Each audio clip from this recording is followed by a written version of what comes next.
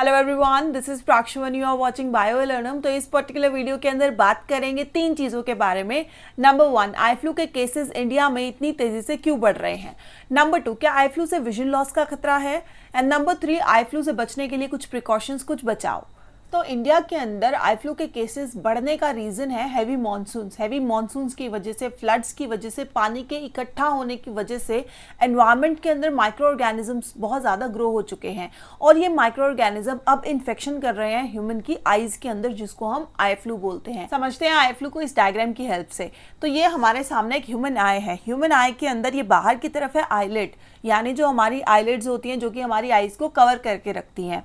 उसके बाद हमारी अंदर की तरफ अगर मैं बात करूं तो कुछ लेयर्स प्रेजेंट है। जैसे कि अगर ये जो वाइट पोर्शन है, जो हमारी आंखों के अंदर सफ़ेद हिस्सा होता है, उसको हम स्क्लेरा बोलते हैं।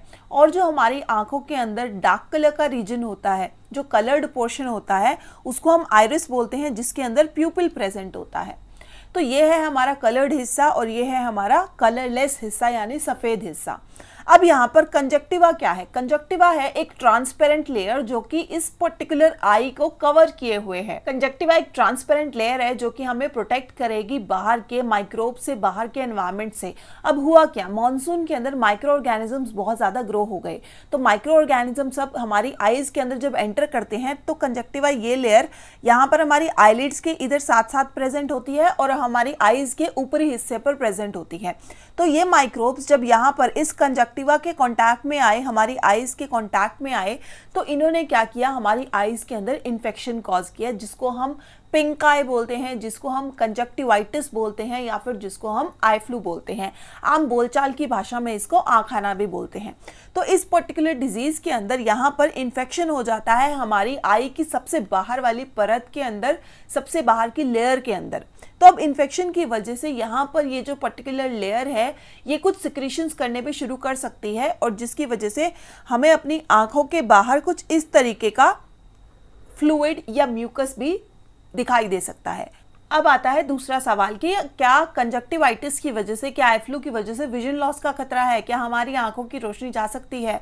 तो अब इसका जवाब हमें यहाँ पर मिलेगा कि अगर सपोज करो कि हमारे बैक्टीरिया ने यहाँ पर इन्फेक्शन क्रिएट किया यहाँ पर आईज के अंदर, कंजक्टिवा लेयर के अंदर, तो कंजक्टिवा ने क्या किया, कुछ फ्लूइड, कुछ म्यूकस रिलीज करना शुरू कर दिया। हमारी आंखों के अंदर से फ्लूइड रिलीज होना शुरू हो जाता है, पानी सा आना शुरू हो जाता है, कुछ पस भी पड़ने लगेगा आंखों के आसपास। तो ये सब चीजें हो रही हैं, पर ये सब इन्फेक्शन कहाँ पे हो रहा है, कंजक्टिवा लेयर के अंदर हो रहा है, जो कि हमने बात की कि बाहरी एक परत है जो कि ट्रांसपेरेंट है, तो उसके अंदर ये सब चीजें हो रही है। पर अगर इन्फेक्शन उस परत से अंदर की तरफ चला जाता है हमारे इस कलर्ड पोर्शन के अंदर, तो जब इन्फेक्शन इस कलर्ड पोर्शन के अंदर जाएगा तो यहाँ पर क्या है, यहाँ पर आई लेंस सिचुएटेड है, यहाँ पर आई लेंस मौजूद है, और उस आई लेंस के अंदर क्या आ जाएगी, थोड़ी सी ब्लर इमेज फॉर्म होना शुरू हो जाएगी। तो हो सकता है कि हमें थोड़ा धुंधला दिखना शुरू हो जाए, और इन्फेक्शन अगर बहुत ज़्यादा हो गया है तो उसकी वजह से हो सकता है कि कुछ समय के लिए हमें शायद ध्यान अच्छे से दिखाई भी ना दे। पर विजन लॉस, पूरी तरीके से हमारी देखने की शक्ति खत्म होने जैसा तो कुछ भी नहीं होता इस पर्टिकुलर डिजीज़ के अंदर। तो ये बात होती है यहाँ पर खत्म। अब तीसरी बात आती है कि किस तरीके से हम आई फ्लू से बच सकते हैं। तो आई फ्लू से बचाव की सिंपल सी टेक्निक है, अगर जिस पर्टिकुलर इंडिविजुअल को ये पर्टिकुलर डिजीज हो रहा है तो ऐसा कुछ नहीं होता। एक तरीके का मिथ ये भी है कि आई फ्लू देखने से दूसरे इंसान को फैल सकता है। अब भला ये बताओ कि दूसरे इंसान को देखने से कैसे फैलेगा?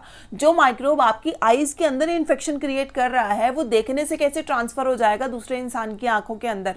तो ऐसा कुछ भी नहीं होता कि आई फ्लू देखने से फैलेगा। आई फ्लू फैलेगा सिर्फ एक रीजन से, अगर जो हमारी आंखों के अंदर से फ्लूइड निकल रहा है, जो पानी जैसा सब्सटेंस आंखों के अंदर से रिलीज हो रहा है इस पर्टिकुलर इन्फेक्शन के दौरान, वो फ्लूइड दूसरे इंडिविजुअल के कांटेक्ट में ना आए। और इससे हम कैसे बच सकते हैं? अपने पिलोज, अपने जो भी हमारे ज़रूरत के सामान हैं, जैसे हमारा हैंकी हो गया, हमारा टॉवल हो गया, हम वो सब किसी के साथ भी शेयर ना करें। उसके बाद जो भी इन्फेक्टेड इंडिविजुअल है वो अपनी आंखों को बार बार रब ना करे। रब करेगा तो हाथों के ऊपर वो जो लिक्विड है वो आएगा, और हाथों के ऊपर आने से वो उस इन्फेक्शन को दूसरे इंडिविजुअल को भी कर सकता है।